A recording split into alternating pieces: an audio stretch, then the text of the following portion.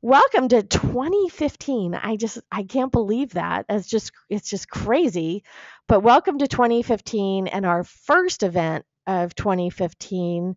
I'm so delighted to welcome back a Party Line alum, which I think is a nice way to start the year off. Is that we have a returning guest, Kristen TenDyke, who is here to save you from having to do lots of sewing up this year for your knitting.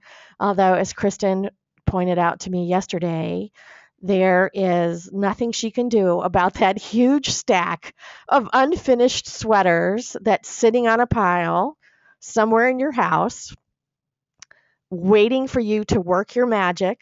Given, I'm sure it's part of your New Year's resolution is to get those finished. I'm sorry about that, but Kristen is here to help you going forward, is a which is a great gift for us for 2015. So welcome, welcome, welcome, welcome, Kristen. So everybody can give you a virtual round of applause. So welcome back, and thanks for being our first guest of 2015. Oh, thank you for having me. I'm pretty excited about this. We are too. And Kristen, if you have an option to turn up the sound on your telephone, that would be great because it's a little bit quiet. Um, is that better? Oh, much better. Much better. Okay. Now we'll actually get to Okay. hear you. So, yeah, so Kristen, welcome back. I think the last time you were here was it Finish Free Knits? I think so. Yeah, that sounds right. Yeah, so clearly you have a theme going here. I Which do. Yeah. you do. So do you have a personal dislike of sewing up and finishing knits, or do you love finishing and this is just a thing you fell into? I originally started it because I was very poor. My finishing skills were very poor. And I was working on designing, projects, and I had to finish them and send them to a magazine and have them, photographed and whatnot. So I started getting a little more creative about the types of designs I was submitting so that I could avoid finishing. Um, my finishing skills have gotten a lot better, but I still prefer not to do them. So when I started writing Finish Free Knits, I thought it was a great challenge to figure out a whole bunch of different techniques for creating the basic sweater shape with without having to sew pieces together. So that was the goal with the original one. And then for No Sew Knits, I continued with that because Finish Free Knits was so well received. And when I was going to the book signings, a lot of people would ask me, so what's the easiest pattern in Finish Free Knits? And there are some pretty basic, simple patterns in that book, but I wanted to bring that, what's the easiest pattern question into kind of a larger collection. So that's what inspired me to do another book, No Sew Knits. Yeah, and I think and Mooskers actually has a good question. She says, does finish free mean no sewing or minimal sewing? Absolutely no sewing. No Yeah. Kitchener stitch. You don't have to pick up a tapestry needle at all. Yeah, Moosker says OMG, which is just awesome, especially for people like me who actually hate Kitchener stitch. But anyway, and Candy says Candy says yay. So, and I think a lot of people who have been exposed to the concept of finish free knits are have I mean have basically seen like the simple top down yoke sweater, which you can honestly only really wear or make so many of those before you want to shoot yourself. But I mean, because obviously knitters like a little challenge, and Mhm. so yeah, so I think and there's so many people in the room are saying, they're bad at finishing or all patterns should be written this way, and people are very interested in this topic. And And it's really amazing how it's almost universal how people just don't like having to sew their sweaters together. And I think what's so cool about this is you finish knitting and basically you're done. So Exactly. Yep. yeah, which is a great thing because it's nice to finish a project and actually just block it and throw it on. So yeah, so people are really yeah, people are very excited about this. So I think we should show them what some of the projects in the book, don't you? Yes, I'm pretty definitely. sure they want to see them. So there's 20 projects in this book, and we'll start. Oh, that's actually not where we're going to start. So we'll start up here, and they kind of it's like the whole range of things, which is what I found really fascinating because I've that whole top down yoke neck thing. I just never really even contemplated that there would be knits that you didn't have to finish up that were sleeveless or had set in sleeves or were cardigans or I mean it was you've really kind of taken this to a different style level, which is nice because you can hate finishing or be lazy about finishing and still be stylish.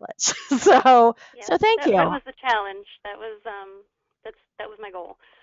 Well, and we all appreciate that, I'm sure. So it's I know I do, and I think I pretty much speak for the people in the room today, is that to actually create something beautiful that is, yeah, Joanna says, we do appreciate this.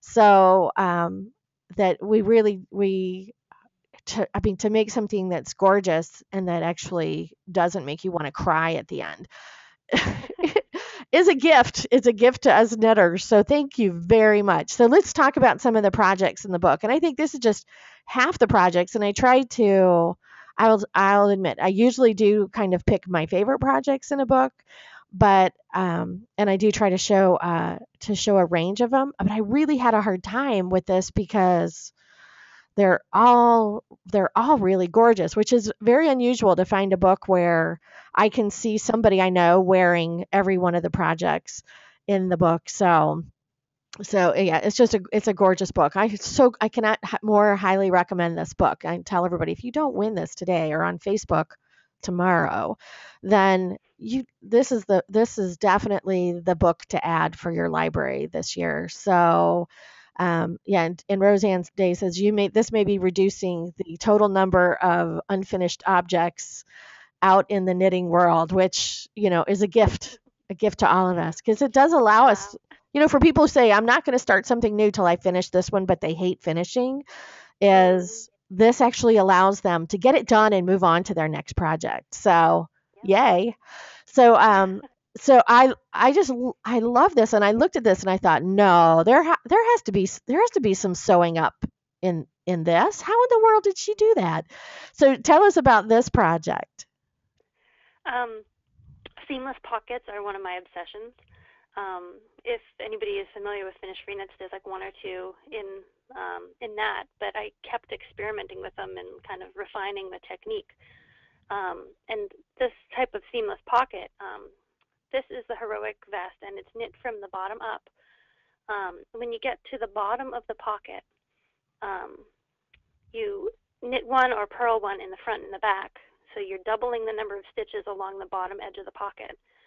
And then you put half of those stitches, every other stitch, on a stitch holder, and then you knit up the pocket on one half, and then the body stitches are what was on the holder. So then you continue knitting the body in the round up to the top of the pocket. Is this making sense so far? It does. Yeah, I Okay. can. Yeah, I can picture it.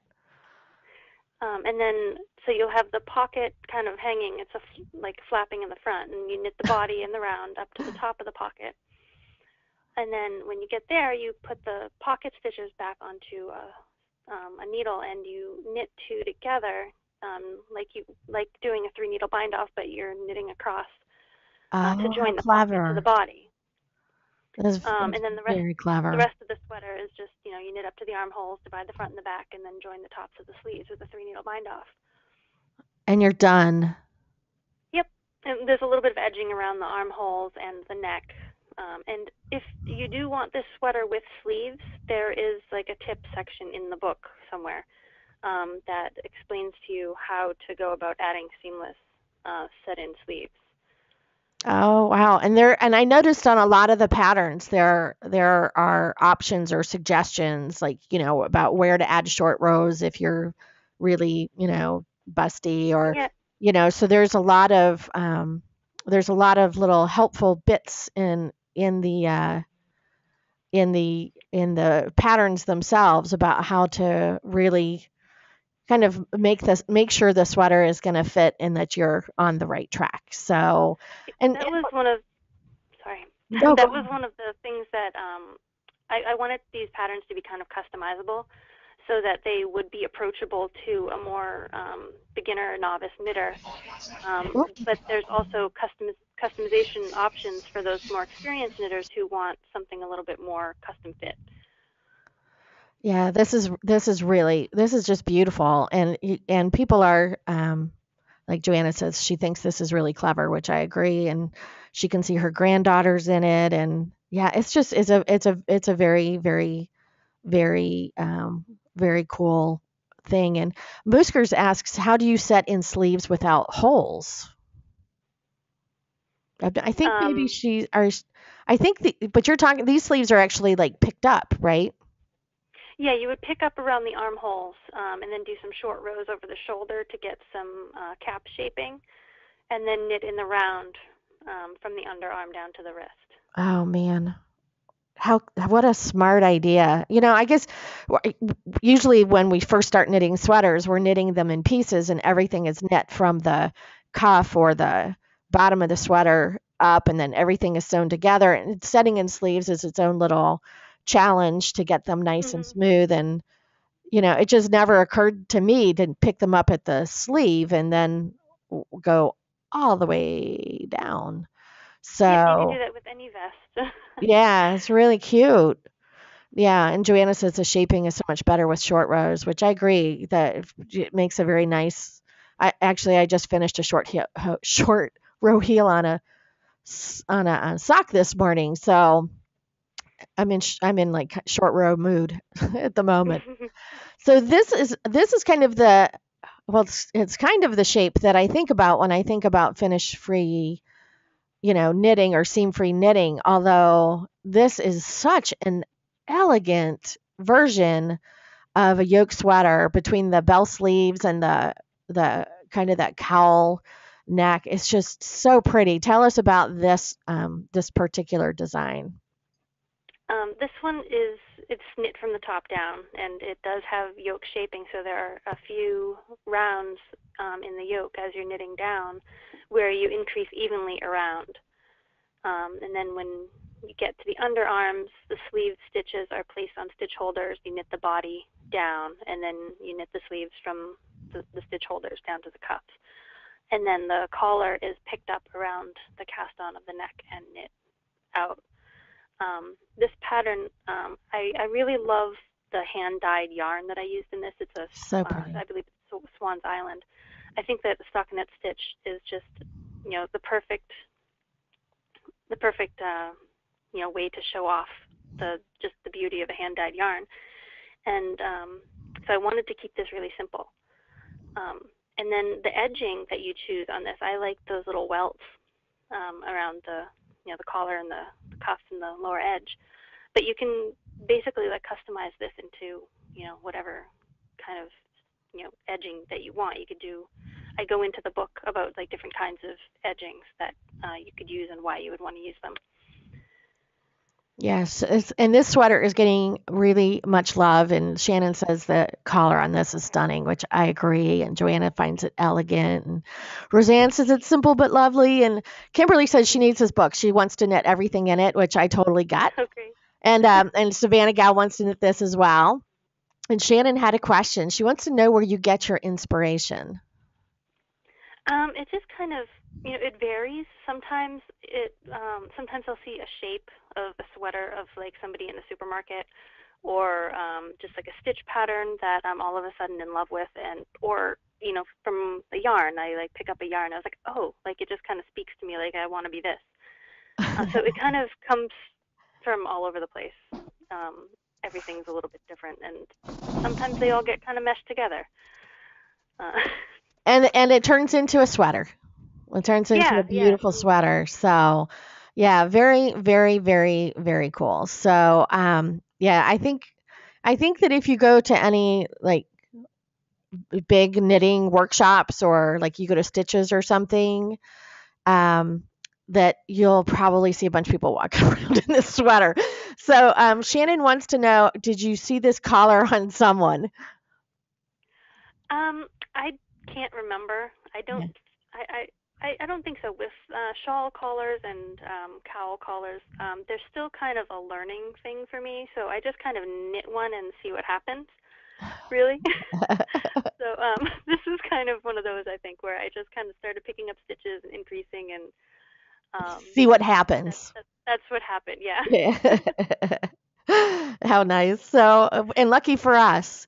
So Mhm. this is really cool. This is knit side to side. Yep. Mm. It begins with a provisional cast on at the center of the back. Um, and then you Ah, knit the center of the back out to the edge of the sleeves. okay. Yeah. Okay. Yeah. This is kind of the gist of it. You start at the center of the back and you knit out to the edge of the back neck. That's it. And then you cast on stitches. I think for the front, and you knit the front over the shoulder, and then Oh you my can have goodness. the option of making short rows to shape the top of the sleeve cap, or you can just knit it straight depending on your comfort level with short rows. And then once you get to the side of the body, you join the side of the body with a 3-needle bind off, and you continue the sleeves on double pointed needles down to the cuff. Oh my And goodness. Yeah. and then you pick up the provisional stitches from the back and you go the other direction for the other side. Oh, how much Um, fun is this? I love when sweaters take shape in weird ways. yeah. And yeah, and this I really like how the ridges on this go in different directions where it's up and down on the body where it's more slimming and then it's you get that welted look going down the sleeve. It's really Mhm. beautiful. Really pretty.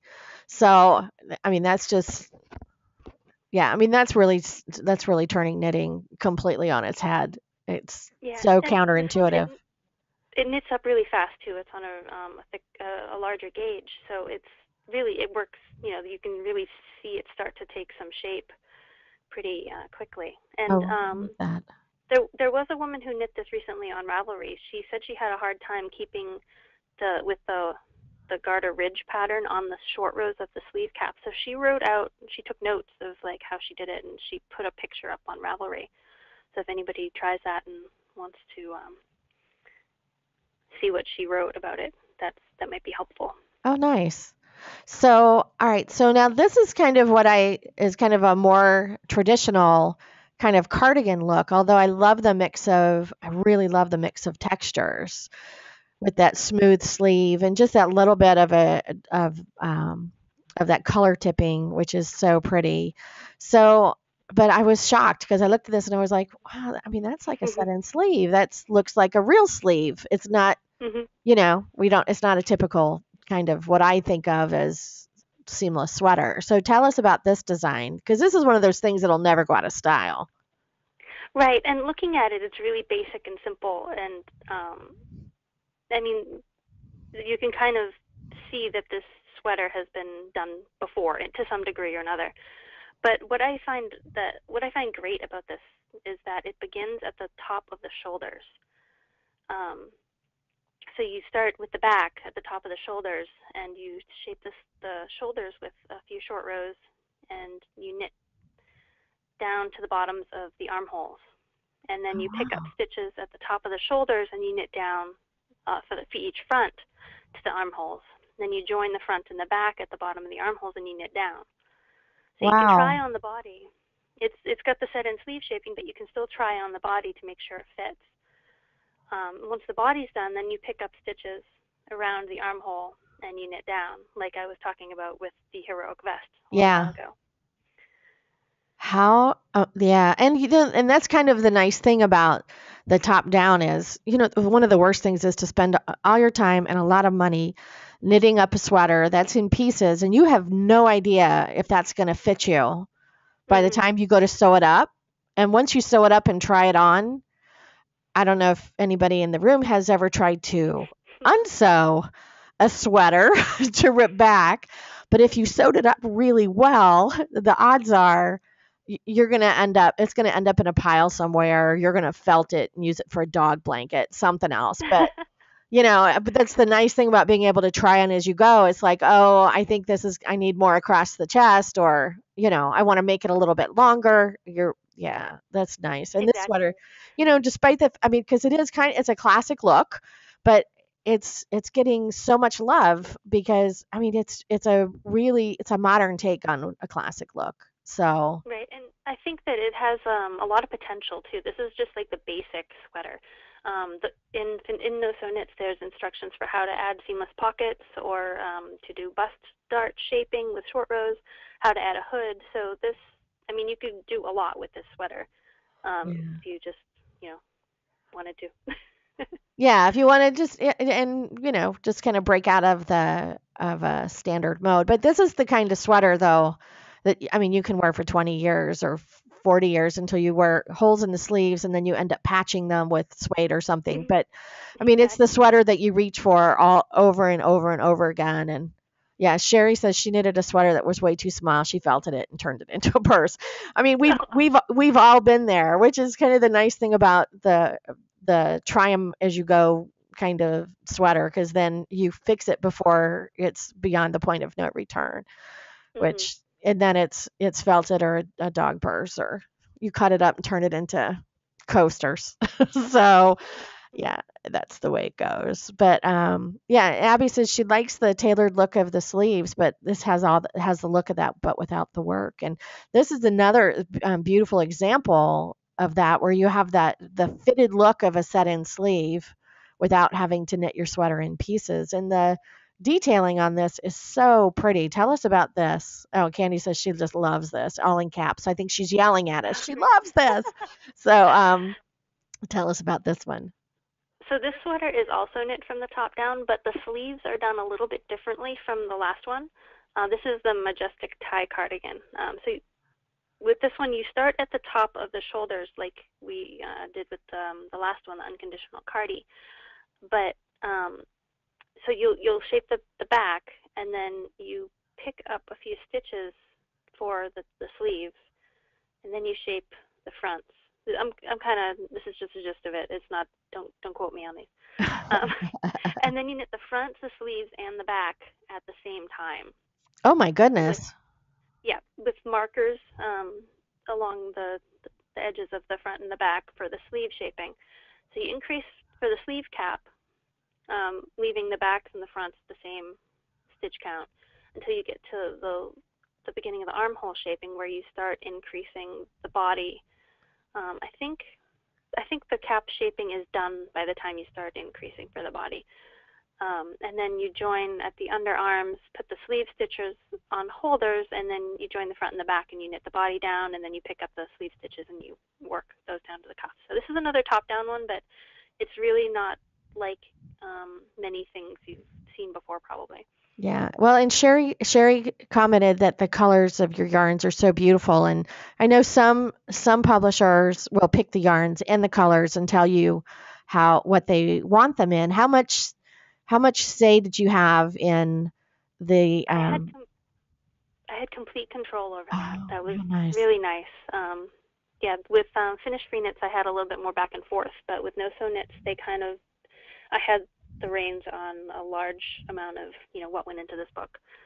So that Yeah, was very very nice. And you kind of there's a very wide palette in here, which is really nice, because I think for a lot of people they're kind of nervous about changing up colors, and so you kind of get a chance to see things that are, brighter and more muted, and are kind of the wide mhm range in here too. And yeah, Savannah Gal says the sweater's lovely. It'd be great at the office. And I think mhm that's sort of the nice thing about like a sweater of this design. It really depends on I mean, if you knit this in black and added beads to the patterning in the front, it could be a Oh gorgeous yeah. evening sweater, right? Mhm. Or you could knit it in a denim sweater and throw it on over a pair of jeans, and it's there. I mean, it's the sweater goes either way. So Yeah, very it's versatile. yeah, really nice. And so we've got a bunch of questions. So um, it says Mooskers wants to know, so does this mean that this type of sweater gives the structure to the sweater that pieced sweater lovers prefer over the top down or all in one?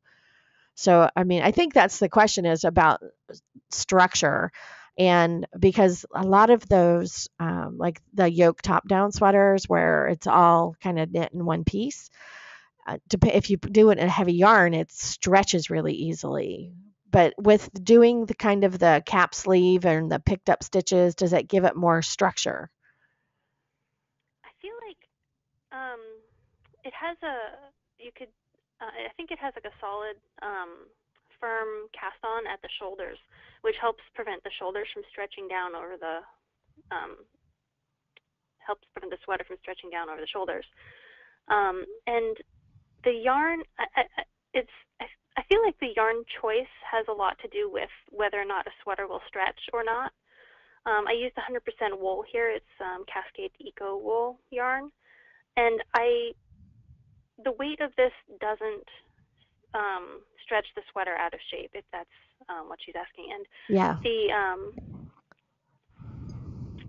yeah, the set-in sleeve shaping I think really helps to keep it its shape so it doesn't stretch. Yeah. So Abby wants to know, since when you're doing no-sew sweaters like this, how do you deal with the fact that you have all that material on your lap while you're knitting? She says it's such a massive finished sweater. Yeah, I just kind of I enjoy that part of it, I guess. I kind of do. I kind of do too. I feel like I've created some, real estate in terms of Mhm. my knitting. So, that's the thing is when you've been knitting on a sweater in pieces and you finish the back, you finish the front, you've done a lot of knitting. And now you're Right. doing the sleeves and you've got this little tiny piece of knitting in your lap and you've been working on this thing for however long. So, Right, right. yeah, Um I kind of like that. And Candy says knit it during the cold weather. So, exactly. yeah, work One of the do the options vest or the little bolero or something when the weather's when the weather's hot. So that you have less Yeah, sweater one on of your the lap. options, one of the things I do find a little frustrating is that sometimes with the double pointed needles going around in circles on the sleeve, when I have a whole sweater in my lap can get sometimes tedious. So sometimes I knit the sleeves before the body when I'm knitting it, so that it did a little bit less on my lap while I'm doing the sleeves. Oh, well, But that makes that's just sense. one Yeah, when you get to idea. the point where you'd be picking up the stitches, that you just go ahead and pick it up and do it. Yeah, I'll just like maybe knit an inch or two down on the body and then switch. Like I'll put the body stitches on a holder and then I'll go do the sleeves and then come back to the body after. Oh, there you go. So you can switch it up a little bit, depending on what kind of Yeah, mood you're in. Though if exactly. I'm up at my cabin in the mountains right now, and we had minus 28 this morning with the wind chill, and my AC has been running nonstop for 2 days, and my house is still 62 degrees. So I would be welcoming a big mass of woolly sweater on my lap right now. So I guess it depends on where you are in life at that moment. But Abby says thank you for that. Um, thank you for that great tip. And Candy's at work. She says it's 66 degrees in her office. So you need to get knitting, Candy, because you need this sweater. So absolutely. So this, and I was talking about the bolero, and this is so cute, and I definitely can see this on my daughter-in-law. She would love this. So tell us about this design. Yeah, Joanna says it's so pretty. This one starts with the provisional cast on at the bottom of the lacy part, and then the lacy part is just like a rectangle where you knit, straight for a certain amount of rows or repeats or inches. I can't remember exactly what. But then when you're done with your rectangle, you have live stitches at the top where the needle is and the provisional stitches on the bottom. So you unravel the provisional stitches and then you start knitting in the round on for the Oh, collar. When the collar is all done, it has like a little picot bind off which I find gives it a little bit more of an elasticity, so it's stretchier with the picot. When that's done, then you pick up stitches around the sides of the rectangle for the little sleeves. And you could make long sleeves on this too by adding the short rows and just knitting the sleeves longer. This is also in one of the chapters in the book. There's 4 chapters, basics, interchangeable stitches, cables, and lace. So this is in the interchangeable stitch patterns chapter, which means that there are, I think there's 5 patterns in that chapter where they all have stitch patterns that are multiples of 6 stitches plus 2. So you can interchange the stitch patterns from all 5 of those patterns. Oh, that's what Roseanne was saying. This would be cute in any lace pattern, and the pattern itself is actually written for that, which is very cool. So, yeah, so this is really, really, really adorable. And Moosker said she could see this with a longer sleeve too, which you just talked about. So, very nice. So this is a lovely, lovely little top. This is another one of those things that you could wear this whether you're 18 or whether you're 80. It's a really, really pretty sweater. Yeah, it's a really comfy, casual kind of design, and I'm loving the open fronts lately because you don't have to sew on buttons. Yeah, there you go. It's just another finish free sort of thing where there's no buttons on this one. This one's pretty basic. It's knit from the bottom up, and it has modified drop sleeves instead of caps, instead of set-in sleeve shaping. So the sleeves fall off the shoulder a little bit more, and it's more of a boxy design. I did that because of the lace shaping curves, and to avoid having to keep track of the stitch count as you're decreasing in lace is so I just did a bind off at the underarm instead of decreasing to stair step, and it stays in the stitch pattern, so you don't have to keep track of that. So I like the lace across the shoulder. I think that's really pretty when it's especially up next to the the rib. It's just a very delicate kind of detail is what it's really cute. So this is another one that's in the interchangeable stitch patterns chapter. So both the lace pattern and the rib that are in this sweater are multiples of 6 stitches plus 2. So they can be substituted for any of the other stitch patterns. So the lace that was in the shrug that we just looked at could be used here, or this could be used in the shrug. And the next sweater that we're going to look at, the tender hoodie, that pattern can be used here. And there's a couple others. One with cables, I think. Yeah, and yeah, Pamela says the same thing about changing, like leaving the sleeves off at the where the lace ends, or putting short sleeves on it. Yeah, so I mean that's kind of the nice thing about this is you could leave the sleeves off or put like a very short sleeve on it or put little edging on it. I mean, it's very versatile design. So, but Candy had a question. She wants to know how long you spend on each pattern, and she does think that it's amazing that your mind works this way. By the way, it can vary. I mean, I usually start with the sketch and the swatch. So it takes me, however long a swatch can take. Sometimes I do 2 or 3 swatches when I'm coming up with the design. And then sometimes the sketch can morph once I've done the swatches. So, that takes, I've never really timed it. I don't think I really want to know exactly how long it takes. But for the patterns, I also do technical editing. So like for magazines and other books. So I have a pretty efficient way of writing patterns. And I use, I have a pretty big monitor, and I have like Word on one side and Excel on the other. And I do all the math in Excel for all the sizes first, and then I translate it into, words in the Word file. And that for a regular 5 or 7 size cardigan pattern, that probably takes about 3 to 5 hours, depending on the complexity of the design. Yeah, it's so funny because, people are looking at this thinking, oh, and they're writing, it would be nice with short sleeves. I think it would be nice with three-quarter sleeves. Yeah, I think three-quarter sleeves would be nice too. So it's like, I think that's really um, something really special in your patterns is people look at this and they think about, oh, how would I make this so that it would be mine, which I think is a real compliment to the designer that people can look at this and see, huh, what if I left the sleeves off, or what if I made them short? And Oh, this is, yeah, we can all become mini designers. Joanna said, and Pamela says, thanks for doing the math, which I agree. That's like my least favorite part of writing patterns is doing the math. it's, So, actually, that's my favorite part. I was always like a math geek in high school. Like I okay, was sitting that's there just reading my sick. fiction. That's just sick. That's just sick. So, yes. And whoever told us, because we were in school, we all thought, oh, I'll never need this.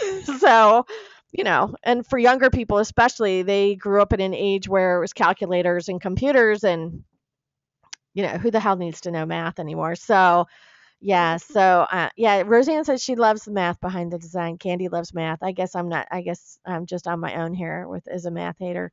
But, so Candy said, so it takes you 3 to 5 hours to figure out. Oh, she wants to know about the actual design process as opposed to writing the pattern. Thank you, Sherry. Oh, Sherry hates math too. um, yeah, the design process, it usually starts with, as I said, the sketching and the swatching, and that can really vary in how long it takes. Sometimes the design just clicks, and it's, a 20-minute, it's like, all right, I know this is the stitch patterns I'm going to use, this is the shape it's going to be, these are the measurements I'm going to use. Um, Sometimes it all just really comes together. It's really fast. Um, if if if for whatever reason it isn't very fast, then um,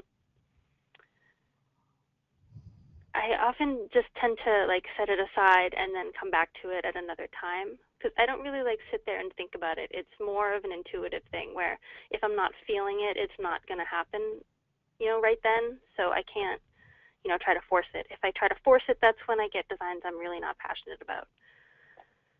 So, Um, yeah, come back to it. Leave it alone. If it's meant to yeah, be, it'll come together. So, exactly. Yeah. yeah. So it's in it, and to design things you're not crazy about is like it's like knitting with wool that or yarn that feels crappy in your hands, right? Life is too Exactly. short. It's like it just doesn't feel right. Something about it just yeah. So Yeah. I try to only give spend my time on and give the attention to the designs that really feel right to me. And most of them are designs that I would want to wear myself. Like I can somebody asked about my inspirations before, and I'd forgotten that a lot of my inspirations come from how I'm feeling throughout the day. Like there was one sweater in Finish Free Knits. I remember specifically, I was sitting in a cold office, and I really needed some the air conditioning was too high, so I needed something. And I just sat there and I drew something up, and I was like, oh, that kind of feels better. It's like I would want to wear that sweater right now. Yeah, So and I the think this is a sweater here, the one with the hoodie that I think a lot of people would want to be wearing right now. It's so cute. And Kate says, "I can't believe this is amazing. I can't believe there's no sewing on this. It's just, yeah. a sweater with pockets and a hood Yeah. and button Um, bands, and there's no sewing." right. This one's from the bottom up. And when you get to the pockets, what you do is you take a piece of waste yarn and you knit like, I don't know how many stitches, like 20 stitches or so with the waste yarn. And then you put those stitches back on the left needle and you knit them again with the working yarn. So you finish the body, and then when you come back to the pockets, you just have this like one little row of waste yarn in there. Contrasting color is definitely ideal here. Um,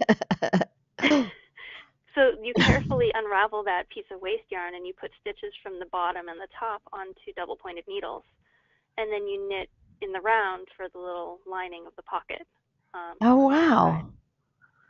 Yeah, very clever. Yeah, Shannon says in big capital letters, like she's yelling at us, she must have this book. Well, Shannon, you might win one today or on Facebook later this week. But otherwise, you know you got to buy this book. Everybody wants this book. Yeah, this is one of those books you put in your library and you pull out regularly when you're ready for a new project. So Yeah. it's There was a woman on Facebook who commented. She said that she would, for like 3 days, 3 nights straight, she sat with like a cup of tea and just read through the book. It was great to hear that. Isn't that nice? She loved Isn't it. that nice? So, and Pamela says you could magic loop those pockets too, right? Yeah, you don't have to use double-pointed needles. Yeah. Whatever method you Yeah. prefer. Yeah, some of us are not. Yeah, I don't know why I find double needles so hard to work with. I'm magic looping my socks. It's just too much to keep track. Too much to Mhm. keep track of. Candy says she bought your other book. She wants this one too. I totally get that, Candy. I'm Mhm. lucky that I get advanced copies, so I'm a happy girl. Um, this is so pretty. The lace on this is so charming. Tell us about this little cardigan here. Yeah, this is another one where I really wanted the lace to stand out, to be like the focal point. So it's a boxy sweater, like the other white one that I was talking about. I had a And Oh, call hang in. on. I've got somebody Live. somebody unmuting themselves, or I'm trying to figure out where that extra sound is coming from. Huh. It's gone now. Okay, I'm okay, sorry, Kristen. it's okay. So with the stitch pattern on this, I wanted to make it a boxy sweater so that the lace isn't interrupted for the shaping again. So it's knit from the bottom up. The body, the front and the back are worked at the same time up to the sleeves. And then um, the fronts and back are separated. I think one front is worked and the sleeve stitches are cast on. So you work across the front and you cast on stitches for the sleeve in the stitch multiple for the stitch pattern. And then you knit the front of the sleeve with the rest of the front up to the shoulder. You put those stitches on a holder, and then for the back, you pick up the sleeve stitches for that sleeve you just knit. You pick up along that cast on, you knit across the back, and then you cast on more stitches for the second sleeve. So you have the pickup stitches from the first sleeve, the back stitches, and then the new cast on stitches for the second sleeve. You knit Wow. that up to the shoulders. You put that on the stitch holder. And then for the next front, you'll pick up stitches from the second sleeve, and then you knit across the front. So you don't have to sew the underarm of the sleeve. You just pick up those stitches for each piece that you work. Wow. So then you knit the last front up to the shoulder, and then you have the back and both fronts on separate needles, and you can join at the top of the shoulders with the 3-needle bind off. And the trim on this one is a slipped stitch that's worked at the same time, so you don't have to pick up those stitches. So basically, when you do the 3-needle bind off at the top of the shoulders, this sweater is done. You're done. It's done. Other than blocking the lace and popping it on Mm-hmm. over a really nice top. So, and which, yeah. So, and Joanna said this would be a nice with a tank top in the spring and summer. And I think this is just one of those pieces that's really versatile, depending on what you put underneath it. And Candy says this is Mm-hmm. amazing, which I agree. And Abby loves every single one of these designs so far. And Candy wants to be your best friend. So Kristen, if you're in the market for a new best friend, yeah, Candy wants to be your new best friend. So I think you have some takers for that. So especially if you're going to knit people or design people sweaters and like as gifts. So I would sign up for that too. So, and I have to see when I first went through the book, there's almost always there's one project and I look at it and I go, oh no, I want that for me. The hell with my daughter-in-law, who I love very much, and my nieces, who I love very much. Oh no, I want this one for me. Yeah, and Candy says she would be your best friend, and you don't even have to knit for her. So there you go. So Well, I am on Facebook and Twitter. Yes, and you'll go over that we'll later. tell people how they can stalk you online, basically, because you are active in the social media realm. So, so tell us about this one, because I'm still waiting for somebody who comes to these events to knit me something for Christmas, and I keep asking, nothing happens. But this would be a possibility for those who want, especially if you win this book. Right? If you win this book, you should knit this sweater for me, because this is the one that I want for myself. So, anyway, so tell us about this beautiful sweater. This is the Rejoice tunic, and it is knit from the top down. It has raglan shaping, so it has like the diagonal line that goes from the neckline to the underarm, and you can't see it in the photos because of the beautiful beautiful collar, but you can see it kind of down on the bottom of the body, where the cable, there's decreased stitches, so the bottom of the sweater lies flat. That's done really gradually. I think it's done at the top of the neck and at the bottom. Oh yeah. So that you have all those extra stitches to do the cable, but it doesn't add that bulky extra fabric at the hem and the neck. Oh, very nice. That was really fun to figure out. Yeah, I will bet that required a lot of swatches. So yeah, that's kind of the thing, is that the flappiness of a cable when you haven't kind of figured out how to flatten the ends, and then you get that weird flappiness that just never looks good. So yeah, and Patricia says she wants this sweater too. So Shannon wants to know if you use any software when you're designing. I don't. I have a degree in graphic design, so I'm pretty skilled in using Adobe Illustrator and Photoshop. So I basically, like, my charts and schematics are all done in Illustrator, and any photo editing doesn't matter for, like, I do self-publishing too, so I use Photoshop and InDesign for that. But mostly Illustrator for my charts and schematics. And then Microsoft Word and Excel for the pattern writing. There you go. You're keeping those Adobe and Microsoft people happy. Oh yeah, and so Pamela says you're talented and smart, which I think we all figured that out. We knew that. So now this sweater, and I don't usually show backs of things, but I have to say, I mean, this is one of those great designs where it almost makes you want to back into a room. Because, it's like there's something coming and going on this one. And Pamela says this is gorgeous, which I agree. And I love how the cable comes out of the ribbing at the bottom. And so tell us about this design. This one isn't it from the top down. It has all those little cables at the top where there are increases actually done in those cables, kind of evenly spaced around like you would on a yoke. And then there's also, like in the Rejoice tunic we were just talking about, those increases for the big cable. You can see at the top of the neck the number of ribbed stitches gradually increases from the neckline to the first twist of the cable. Oh yeah. So you're increasing a bunch of stitches there, and also at the same time doing the yoke. It's all written out, like, step by step. There's no at the same time instructions in this book. I hate those. Anyway, so for this, after the little cables are all done, then you start shaping for as a raglan. So there's like a little bit of a diagonal line there for the sleeve and the body shaping. Otherwise, it's just a simple rib. The front is a cardigan, has a ribbed band on it with some buttons. But this back is just so stunning that. Yeah, you would back into the room in this one. Exactly. Yeah, and actually when I was first picking out designs, and so I because I can't do all of them, and obviously, and I don't think you would really want me to, but that I flipped past this until I saw the picture of the back, and I was like, oh my God, that's like crazy. It's crazy beautiful. So yeah, so this one is getting crazy love in the room. And there were a couple of questions on this one.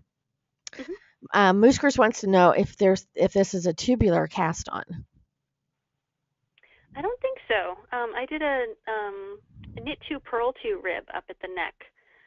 So I think I just used a long tail. I use long tail for the majority of my designs, unless it's a 1x1 rib, in which case I'll use the tubular cast on. The little boxy lace light blue enchanted cardi that we were talking about a few minutes ago, that one has a 1x1 rib, so that uses a tubular cast on, if I remember correctly. Yeah, But the majority of them are long tail. Pamela wants to know, is this knit in a DK weight yarn? I think it's more worsted. It's Good Karma Farms yarn. They're alpaca and I think it's alpaca merino. Yeah, so pretty. Yeah, and Candy wanted to know the front. The front's a cardigan front on it. So without this cable is like back detail. And I love the wide and kind of lower kind of scoop on the back, because I think on most women, I mean, that's like a really pretty part of their bodies.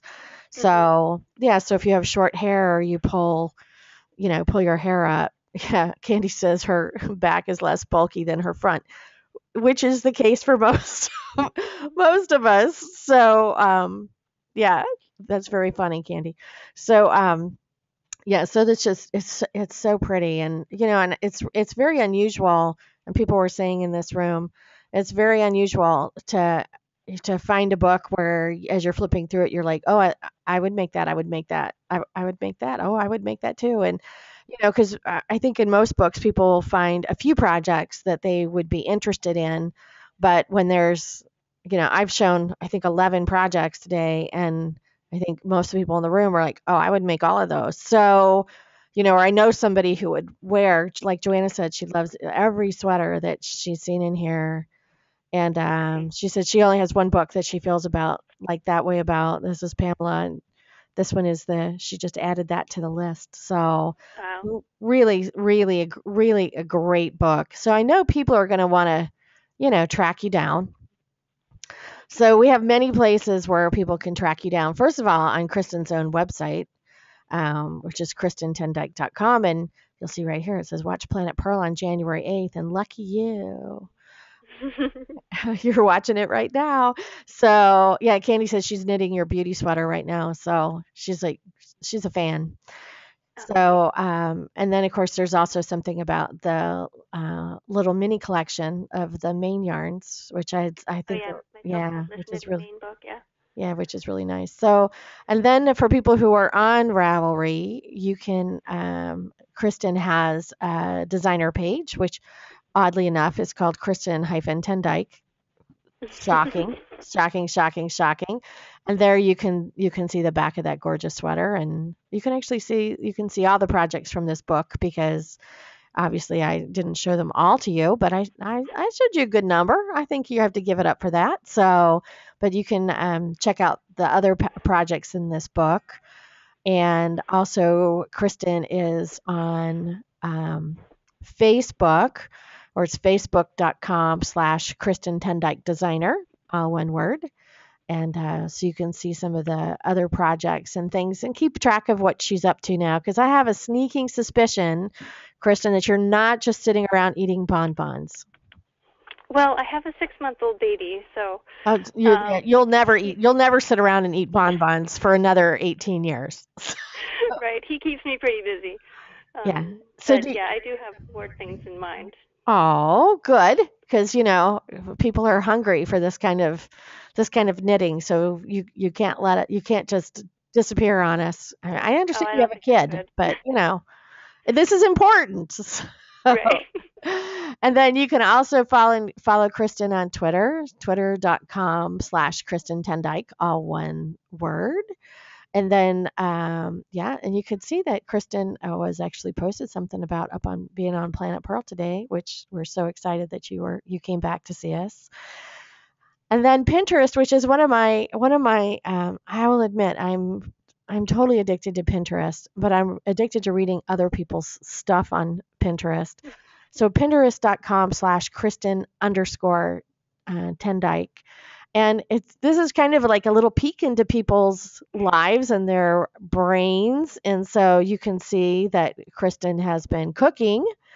Yeah, it's And basically my recipe box. yes, and that's kind of the great thing about a Pinterest, is you can store as much stuff as you want from all over the internet. So you can see that Kristen's into cooking and gardening and her cat, and you see all this stuff about babies and yoga. And this is the part that I really love, is to see where people find their inspiration, and where you can see, like, she's got stitch patterns, and people who've knit her designs, and texture and color, and where you can really see where people are inspired. And I find that fascinating, but maybe I'm just weird. So and actually, even if I'm not weird about that, I'm probably still a little weird. But so you can also track her on Etsy, and then where you can buy patterns on Etsy, and you can buy autographed copies of the book on Etsy. And it's etsy.com/shop/Kristen TenDyke design. So, or if you just search Kristen TenDyke, it's going to find it on Etsy, which is always the easiest way to do it. And then also you can find her on Craftsy, where you can follow her on Craftsy for people who are using that website. And then I get a lot of email from them. So I must have joined. So, and then also on Instagram, because you can actually see pictures of things in progress, which is always fun. And these are just so cute little pictures. You can also keep track of Kristen's life on Instagram, which is instagram.com/Kristen TenDyke. So, goodness, lady, you're everywhere. I don't even know how you have time. It's amazing. Yeah. And Savannah Gal says, what a cute little baby. I don't know. We make time for what's important. That's true of everything. We just make time for what's important. So, Kristen, when are we expecting another book? I don't want to push you or anything, but I think people in the room want to know. Oh, they're going to have to wait to find out, I guess, because I don't know yet. Well, I kind of think you're not going to be just putting down the needles quite yet. No, yeah, I don't think it's something I could possibly, give up ever. Because, as I said, I love the math and I love the designing process. So it's something I really enjoy doing. So I'm not going to disappear on anybody. No, but we'll cut you some slack because of the new baby thing and all that. Thank you. Yeah. Some people think taking care of your children's important, but just know that we knitters are out there, because eventually we'll get through all 20 of these projects, and then we're going to need something new. So I'm just putting that out there, just in case. Good to know. Okay, I'll keep that in mind. Okay, we appreciate that. Well, Kristen, thank you so much for taking time out. And Abby says that she loves it when she gets not just the book, but tips and tricks, which is always great, because knitters, we always want to up our mojo, our knitting mojo. So, but thank you so much for taking time out to come give us a personalized tour of your book. And I know this will be on everybody in this room's wish list, and then people who come back and watch this later on YouTube, is that either they're going to be rushing out to buy it or putting it on their wish list. And Valentine's Day is coming up, and Mother's Day is coming up, and what better gift to give somebody who knits than a gift of no-sew knitting. So there you have it. Thank you so much. People in the room, do not go away, because what's coming next. I'm giving away a book, and if you came back and watched this later, check out our Facebook page for Planet Purl, because you may be lucky and we may still be giving away a book there. So